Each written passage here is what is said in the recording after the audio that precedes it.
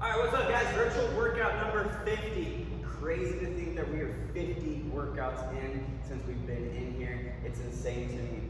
This one's a fun one. I really like today's workout. It's Friday, so let's go ahead, let's get finished up with this work week.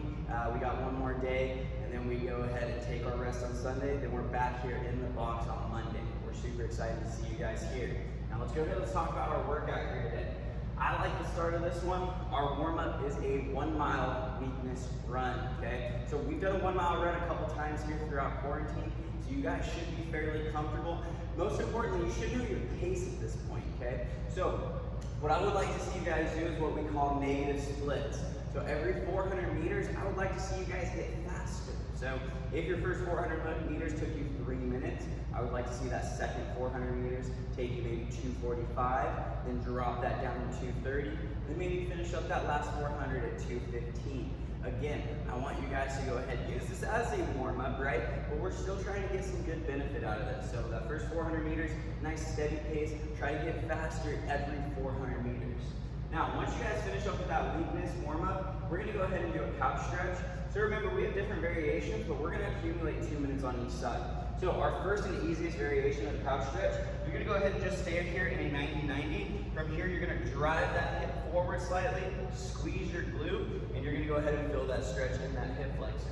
Now, if that stretch is not enough, you can go ahead and extend that arm up. This is gonna increase that stretch in that hip flexor. Our next choice or option is to perform the traditional couch stretch. Now you can do this on a wall, or you can do it from a standing position, just like I'm in. You're gonna go ahead and grab that foot, stay nice and upright, and again, squeezing that glute, driving that hip forward slightly. You're gonna go ahead and feel that good stretch in that hip flexor. This is gonna feel really good after that 1 mile run. Now 2 minutes on each side, guys. Once you finish that up, we're gonna move into our quality work here. So we're gonna start with some RDLs. We did some RDLs earlier this week, I believe it was on Monday. We got 3 sets of 10 for our RDLs. Now this can be done with weights or without weights, either way.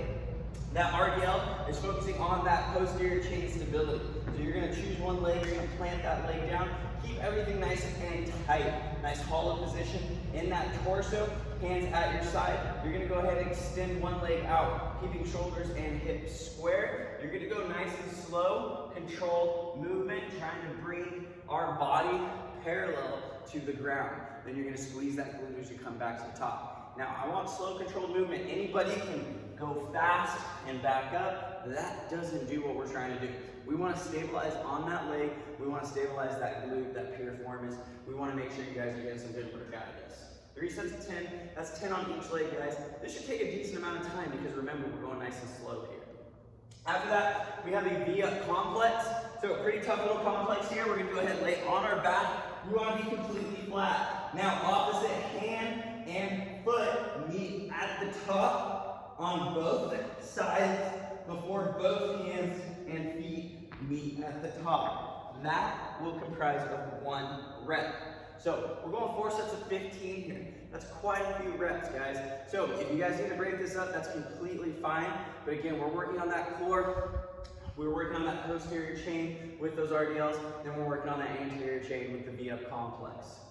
After that, we're gonna go into a handstand hold or a plank hold. So that handstand hold, again, up against the wall. You're gonna go ahead and flip to that wall. When you're upside down, you wanna be pressing that ground away from you, keeping everything tight in that core, toes pointed. Now, if you're not comfortable going upside down, we have that plank hold. This can be done on the hands or elbows. What we wanna see is that nice hollow body position, pressing that ground away from you, guys, keeping that core nice and tight. 1 minute in either one of those positions. All right, after we finish that quality work, man, we're getting into a tough workout here. There's gonna be a lot of burpees, but it's kind of fun because you get to work your way through it here, all right? So this one's got a couple little flips to it here, so kind of pay attention with this here. We have 10 rounds, all right? So first time through, we have 10 rounds. Let me actually make this a little bit bigger here.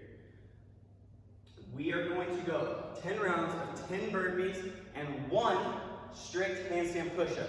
If you don't have strict handstand push-ups, we can go kipping handstand push-ups. Remember, when we flipped up to the wall just a second ago, that's bringing your hands down, touching your head to the ground, and extending up. If you don't have that, we can go hand release push-up. That's where we are in that plank position. From here, nice hollow body, core nice and tight, chest and thigh to the ground, hands come up off the ground, pushing that ground away from you, okay? We're gonna go 10 burpees, then one strict handstand push-up, kipping handstand push-up, or hand release push-up.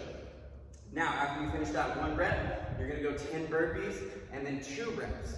10 burpees, 3 reps. 10 burpees, 4 reps.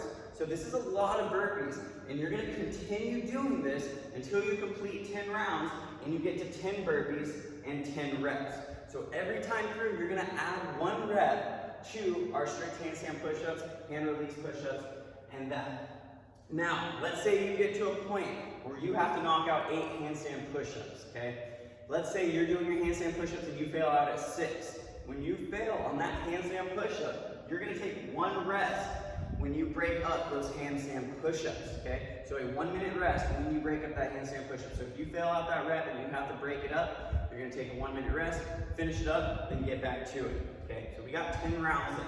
Once you do that, you're gonna go right into 10 rounds again. So we're starting right back from the top. So once you finish 10 rounds of 10 burpees, 10 handstand push-ups, guess what? You're gonna do it again. You're gonna do 10 burpees, 10 more strict handstand push-ups, kipping push-ups, hand release push-ups, whichever one you're doing.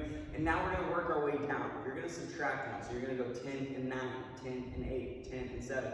Same thing through. When you break, you have to go ahead and take a 1-minute rest. So today's workout is going to take a little bit of time.